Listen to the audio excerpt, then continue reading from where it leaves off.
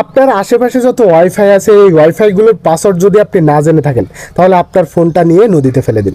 কেননা আজকের এই ভিডিওতে আমি আপনাদেরকে দেখিয়ে দিচ্ছি আপনার আশেপাশে যত ওয়াইফাই আছে এই ওয়াইফাইয়ের পাসওয়ার্ড কিন্তু আপনি নিজেই বের করে নিতে পারবেন। কীভাবে চলুন সেই প্রসেসটা আমি আপনাদেরকে দেখিয়ে দিচ্ছি।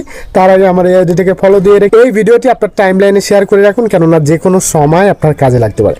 তো চলুন দেরি না করে শুরু করা যাক। Welcome back. তো এর জন্য শুরুতে আপনাদের প্লে স্টোরে চলে আসবেন, তারপরে আপনারা এই যে অ্যাপটা দেখতে পাচ্ছেন এই অ্যাপটা আপনাদের মোবাইলে ইনস্টল করে নেবেন। ইনস্টল করে নেওয়া হয়ে গেলে এখান থেকে ওপেন করে দিবেন। আমার কিন্তু অলরেডি ইনস্টল করা ছিল।